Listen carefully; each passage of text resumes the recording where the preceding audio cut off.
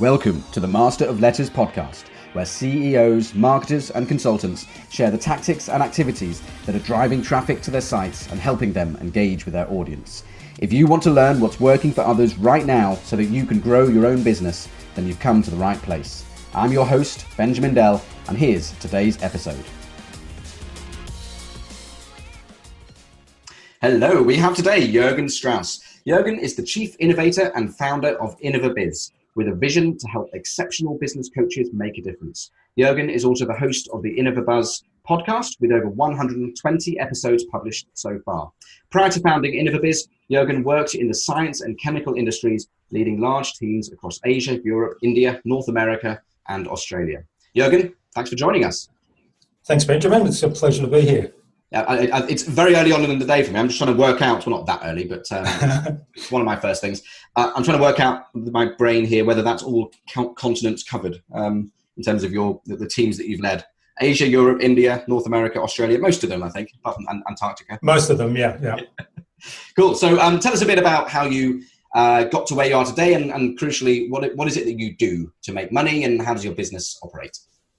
Okay, well, my background, as you said, is in science, and as with all young professionals, when they get into the area that they were trained in, they're very quickly promoted to manage people and so on. And then I had a 27-year corporate career where I ended up in marketing and business management. And when I got fed up with the corporate world, I decided I could take those marketing and business management skills into the small business sector. So that's essentially how I ended up here at InnovaBiz, and I've got a global team that I manage now because that pretty much was something that I did all throughout my career, was work with global teams and in remote locations. So that's something that is not, is very comfortable for me, and I know how to manage that really well.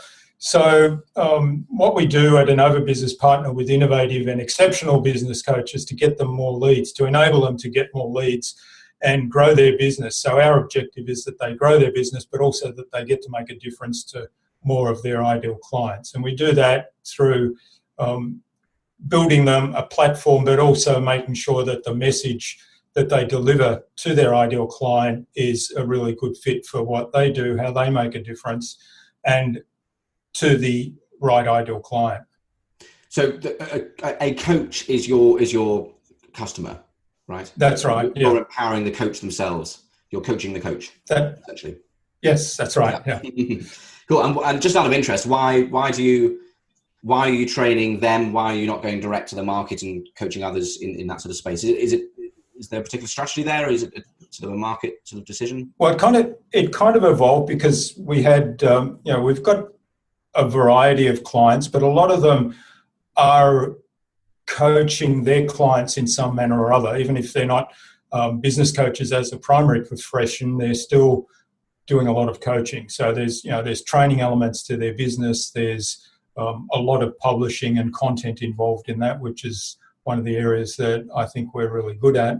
And then in terms of business coaches that we partner with, that's a really great way for us to leverage and make a difference to a lot of people. So if we help them get in front of their ideal audience and they transform those people and help them out, that's something that we can kind of attribute back indirectly to our contribution. And coaching is such a, for want of a better phrase, a trendy thing. There are a lot of coaches popping up all the time, and there's many already out there in the market. So serving that industry is a savvy move.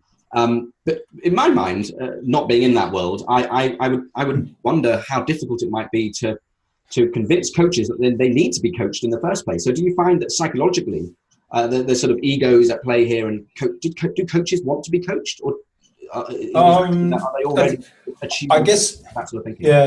Yeah, that's a good point. I guess our ideal client, the ones that we really like to work with, are the ones that let us do our thing in terms of what we're good at.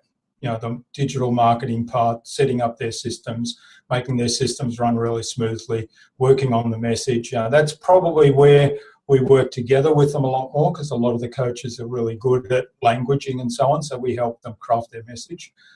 But most of our clients who are in the coaching space, they're kind of a little bit intimidated by the digital stuff. And whilst they want to know a little bit about how it works, they don't actually want to go hands-on in that because they recognise that that's not the best use of their time. The best use of their time is actually getting out with their clients and working with their clients. So, if they can hand off things that they don't like doing or they're not good at, that gives them a hell of a lot more leverage and power to work with their clients and do the things that they're good at.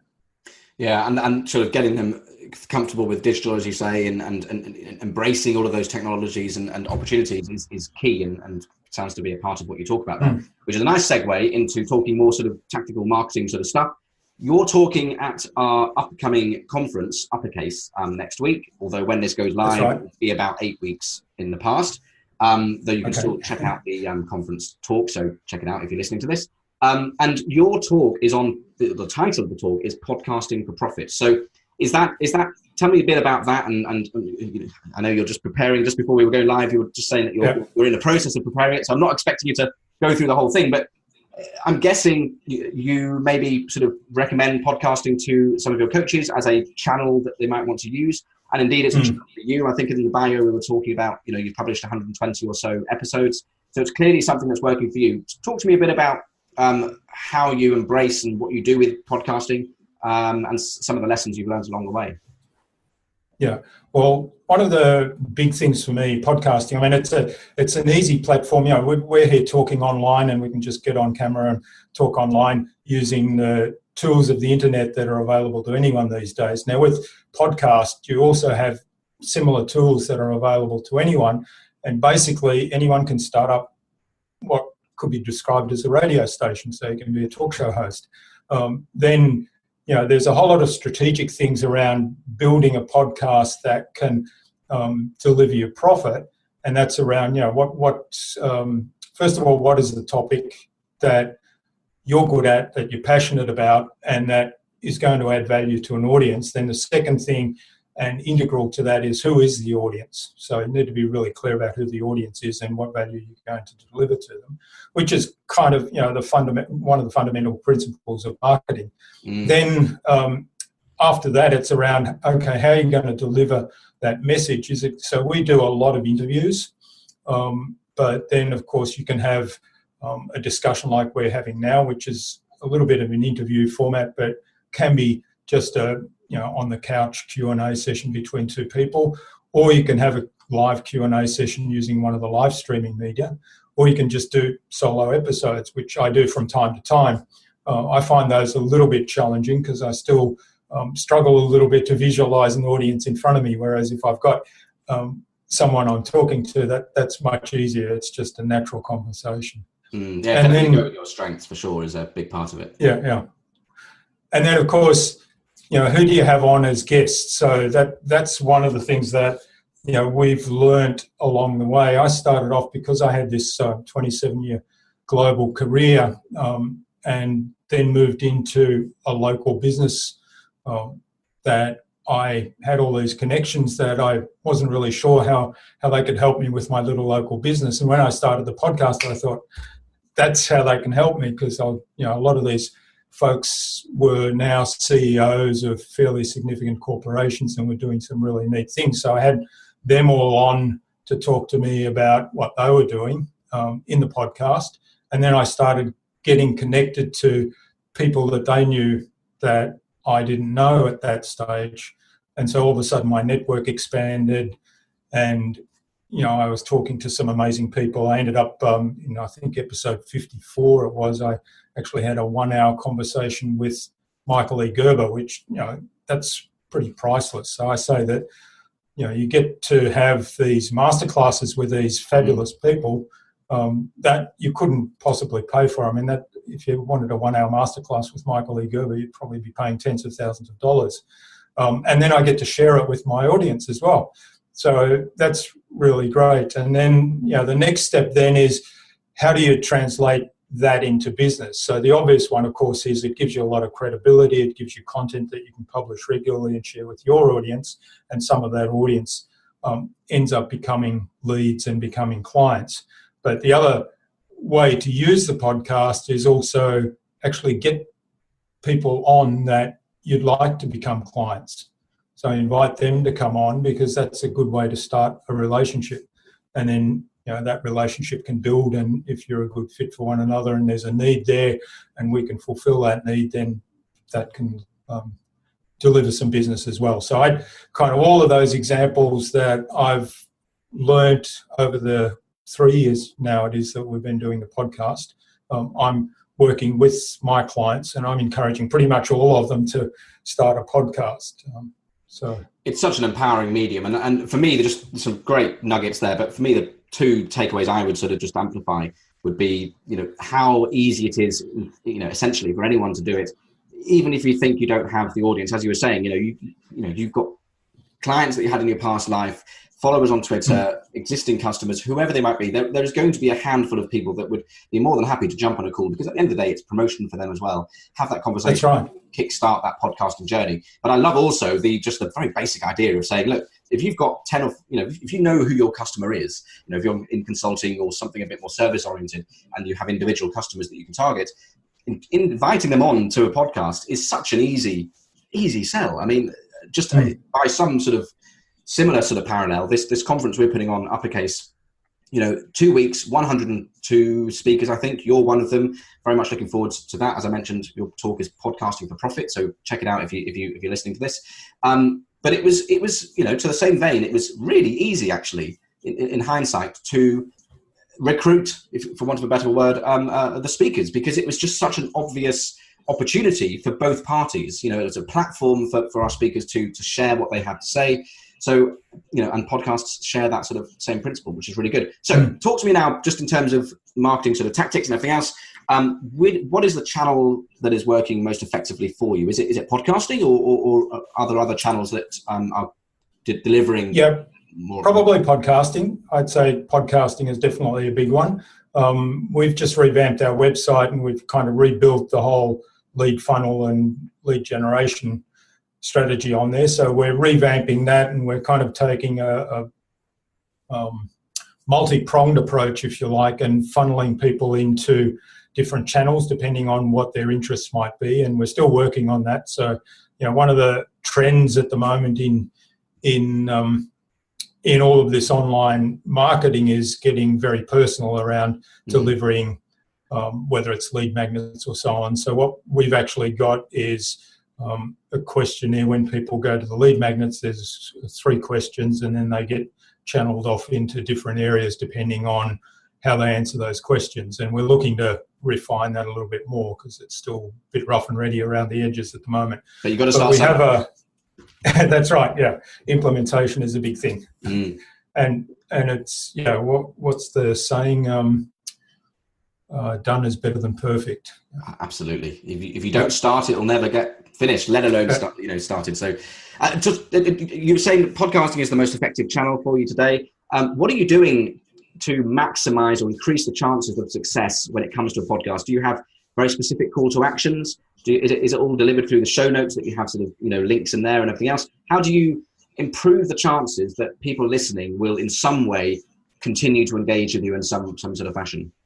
Yeah, that's a really good question. So what we have, so we do show notes, which is essentially a summary rather than a transcript, although we're thinking about offering the transcript as a download. So we're not really sure how much value that would add to the audience, but we're thinking about that one. But we do a summary with show notes and links out to the guests when we have them on. And we then have some calls to action around that. And also we promote it through our newsletter. We promote it really heavily through all the different social media channels. Our guests are usually really good at promoting it. So often, we can tell through the analytics how well a guest is promoting it. If there's a big spike in one episode or so on, it's either that the guest's got a lot of following on the social media or they've been really active in promoting it as well. So that gets us a lot of new engagement. And then on the social media, we go on and engage with the new followers that we get and just keep working on those relationships. And a lot of people sign up for one of our lead magnets through that. And the big one we've got at the moment is the transformational marketing map, which essentially outlines our entire marketing process in overview and with diagrams and with I think there's about 30 follow-up emails that the whole thing is really just a marketing course. Well, and give me the URL after this, and I'll make sure that's included in the show notes for people to get value from, but also just as an example of something that they might want to try. Those calls to actions, are you referencing them just on a very basic sort of tactical level? Are you referencing those throughout the podcast? Do you have like an advert sort of segment that amplifies that sort of message? How's that delivered? No, it's basically just in the show notes itself. So okay. We haven't been advertising at all in the podcast, and that's been a conscious decision. Yep. Now I'm probably going to change that a little bit in terms of promoting some of our own things there, but I want to keep the thing really ad free, if you like, but at the same time promoting the things that I think can add value to the audience. I think that's right. Sorry, go on. Yeah, so it's a bit of a balance there, but in the presentation that I'm putting together for Podcasting for Profit, I'm saying, well, everybody thinks about advertising and sponsorship in the podcast as, that's how you get revenue from your podcast. The thing is, though, unless you've got tens of thousands of followers or subscribers, you're not unlikely to find somebody to spend a lot of money supporting advertising or sponsoring the podcast. So it's probably one to not spend a lot of effort on. There's other things that you can do that will get you a lot more return on investment and time. Yeah, and as with anything, the way I like to approach things is just as long as you're starting from a point where you're delivering value and you're confident that is something that people can get from it, through the content and through the conversations and everything else will follow. And the power in people leaving a conversation or having listened to it, feeling as if they've gained something from it of value, that's going to carry you through quite powerfully. It's not as tangible, so it's not as trendy, I suppose, because you can't really track those things. But what's the point if you're not delivering the value? Don't be in it just for the adverts. Start with the value, and other things will follow. That's right. Cool. Sorry, go on. Yeah. Yeah, and we're really big on that. I talk about delivering exceptional value in any content we do and so on. It's really, and there's a lot of noise on the internet these days. There's noise on all the social media. There's noise in blog, and it's really hard to keep up everything. But the things that stand out are the ones that you find valuable. So if you deliver value to your audience, you'll stand out. No doubt about it. That's your differentiator. That's your opportunity to show that you genuinely do know your space and that you have a voice worth listening to. Cool. Okay, let's just aim to wrap this up with a couple of quick fire questions. Give us a tool that you can recommend others maybe check out that's not Missing Letter, because there's been a trend in interviewing a lot of Missing Letter customers. So I'll have to tell them not to mention, so it doesn't sound like an advert. But give us a tool that is helping you either grow or market your business. Yeah, well, I'm a real shiny widget person, so I need to focus and go away. But the one, there's a couple actually that I really couldn't live without at the moment. One of those is Loom. So it's useloom.com, I think, for quick video recordings of anything on your desktop, or you can do a camera recording. So that's invaluable for me to send quick messages to my team, send quick messages to customers. I also use it if we've got an issue with some software or something, when I do the help request, I actually do a video recording of what's going on. And that's amazing, because that has come back. Not only has the support person then come back and said, that was really helpful and here's what's going on, I understand it, as opposed to just some writing on a ticket. Often if it's a small company and it's the founder or owner that's involved, they actually connect with you through that, because they're so rapt that you've provided that feedback. So that's definitely one. A couple of others that I'll mention. Paperform is a really neat form software that we're kind of going off the traditional ones we've been using that more and more, and they're doing some wonderful things over there. And the other one that I really love is Bonjoro, which is another video, sending quick video messages from your phone to I haven't heard of Bonjoro. I'll have to check it out. I'll podcast guests. The links in the show notes. Perfect. Okay, and give some homework. Let's make our audience work a little bit in between these episodes. Yep. Give them something they might want to try or do over the next few days to help nudge their business forwards a little bit. Yeah. Well, I had to think about this one, and I think the biggest thing, and this message comes across in all of our marketing, all of our, like I was writing some stuff about it for the podcasting presentation, and that's get really clear about your ideal customer, your ideal audience if you're writing a blog post, your ideal audience if you're doing a podcast. So get really clear about them. But when I say get clear about them, go through an exercise that actually identifies what are their needs, their wants, their frustrations, what are their behaviours, their typical behaviours, what's their communication style, what are their preferences around communication. Really get to know them. Give them a form. Like I like to have a photograph of somebody that is then a visual picture in my mind, and I give them a name. So, for example, I've got Podcast Pat is my avatar for my podcast audience, and there's what is it? WWPW is anything we want to decide on the podcast is what would Pat want, and I think that's in terms of marketing, in terms of writing blog posts, in terms of social media, I think that's an invaluable exercise. So I'd encourage everybody to do that. I'd echo that. We all too frequently write for ourselves or produce for ourselves and forget who the actual target audience is and the value that we're trying to deliver to them. So we could all do a lot more of that, myself included. Cool. And Jürgen, where can people find you online? What's the best place? Okay, well, the best place probably